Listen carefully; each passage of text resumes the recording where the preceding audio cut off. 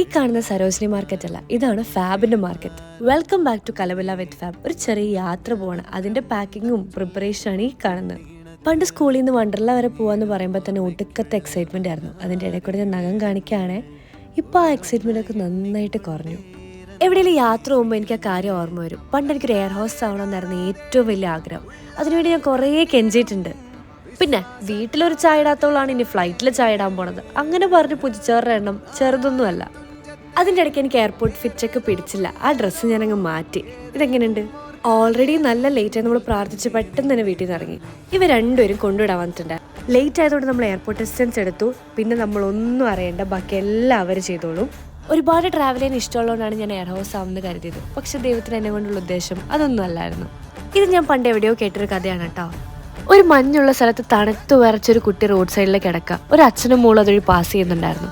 ആ മോളുടെ ജാക്കറ്റ് ഊരി മറ്റേ കുട്ടിയുടെ ദേഹത്ത് ഇട്ട് കൊടുത്തു. അപ്പം ആ കുട്ടി ദൈവത്തോട് ചോദിച്ചു, എന്തിനാ ദൈവമേ ആ കുട്ടീനെ തണുത്ത് മരവിപ്പിച്ചവിടെ കിടത്തേക്കുന്നത്, ആ കുട്ടിക്കൊരു ജാക്കറ്റ് കൊടുത്തൂടെ? അതിന് വേണ്ടിയിട്ടാണ് ഞാൻ നിന്നെ സൃഷ്ടിച്ചേക്കുന്നതെന്ന് ദൈവം പറയും. മേ ബി അങ്ങനെ എന്തെങ്കിലും ആയിരിക്കും എന്ന് ഞാൻ വിശ്വസിക്കാറുള്ള എൻ്റെ ലൈഫിൽ ഓരോ കാര്യങ്ങളും നടക്കുമ്പോൾ. അപ്പോൾ അടുത്ത വീഡിയോയിൽ കാണാം. സ്നേഹം മാത്രം.